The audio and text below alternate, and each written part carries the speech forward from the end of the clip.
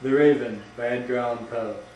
Once upon a midnight jury, while I pondered weak and weary, over many a quaint and curious volume of forgotten lore, while I nodded, merely napping, suddenly there came a tapping, as of someone gently rapping at my chamber door. "'Tis some visitor," I muttered, tapping at my chamber door. "Only this, and nothing more." Hi, I'm Rachel, and tonight we have a special on Edgar Allan Poe. Poe was born on January 19, 1809 in Boston, Massachusetts, to Elizabeth Arnold Poe, an actress there. His father abandoned the family when he was a small child, and soon after his mother died as well. He was then taken in by John Allan and his family, and John Allan was the founder of Ellis & Allan Tobacco Merchants. He attended school in England, Scotland, and Richmond. For more on Edgar Allan Poe's childhood, we have an interview with the ghost of John Allan. My wife and I were thrilled when we were able to be the foster parent of Edgar. He was a troubled child and we were just happy we could help.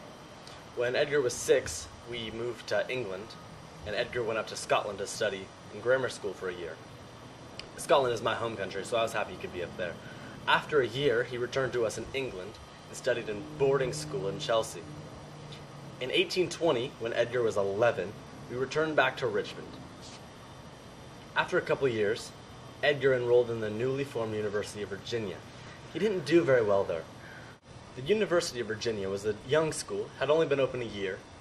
It was founded by Thomas Jefferson under the theory that the students would govern themselves. Because of this, Edgar had little responsibility and became very negligent with his money. He acquired a large debt through gambling and other such activities. I would continually send him money, but I couldn't send him everything, so I had to cut him off. Because of this, Edgar was forced to drop out. After dropping out of the University of Virginia, Poe returned to Boston and published his first work, entitled Tamerlane and Other Poems. He then enlisted in the army, and after 2 years of service and the approval of John Allan, he was able to be discharged in order to attend the U.S. Academy at West Point. Meanwhile, during this time period, he also lived with his aunt in Baltimore and published his second book of poetry in 1829, entitled Al Araf, Tamerlane, and Other Small Poems. I supported his idea to go to West Point. I thought it would be good for his character. But around this same time, we were arguing a lot about my illegitimate children and my many affairs. Because of this, we were fighting a lot, and I had to disown him. He decided he just wanted to leave West Point. Due to these many quarrels, Poe no longer received aid from Allan and took the only method of release from the academy he could.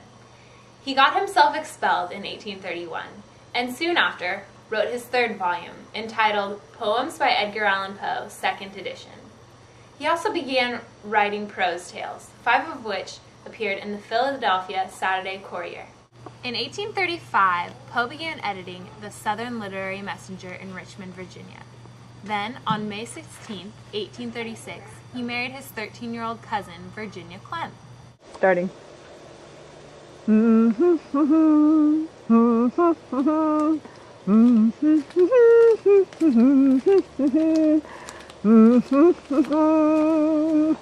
now pronounce you husband and wife.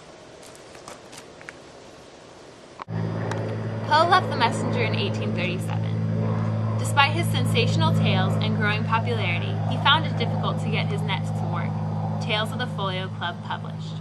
In 1838, Harper's published his book-length narrative, Arthur Gordon Pym, and Poe moved to Philadelphia and edited Burton's Gentleman's Magazine and later on Graham's Magazine.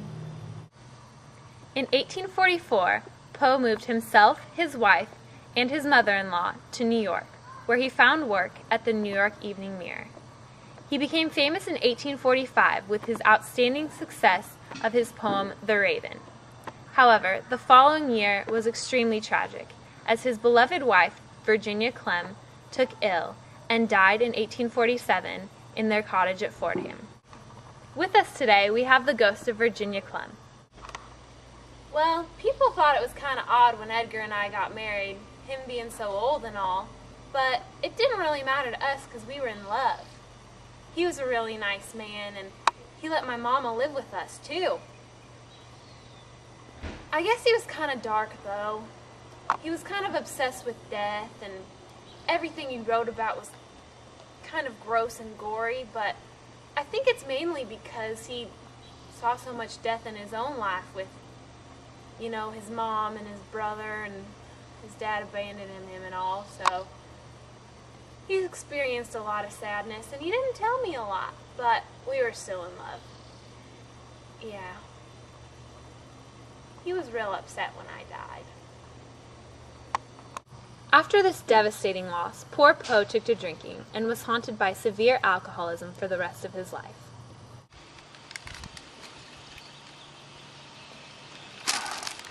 I'm so wasted. Poe's most famous works were The Raven, The Fall of the House of Usher, and The Telltale Heart.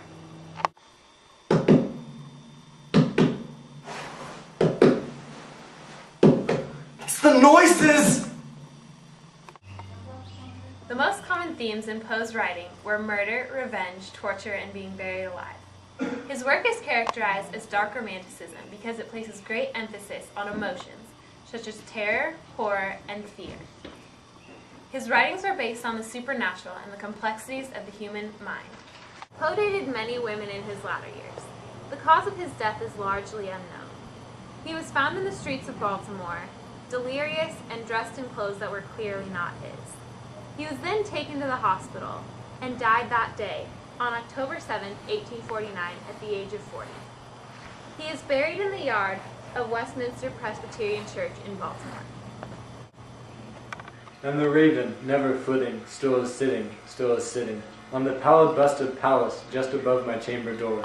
And his eyes have all the seeming of a demon's that is dreaming, and the lamplight o'er him streaming throws his shadow on the floor, and my soul from out that shadow that lies floating on the floor shall be lifted nevermore.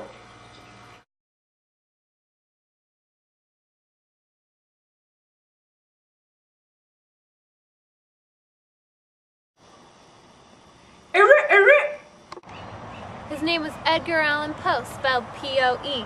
Nobody can write a short story better than he. His father left his mother died, he was so tough he never cried. He grew up in England and Scotland and Richmond too. His foster father John traded tobacco. Ew. He went to West Point and was successfully admitted. To get out, he got court-martialed and tried not to be acquitted. He lived with his aunt, he called her Buttercup, then married his young cousin. Now that's messed up. At 40 years old, he was found on the street, drunk and delirious, and his heart ceased to beat.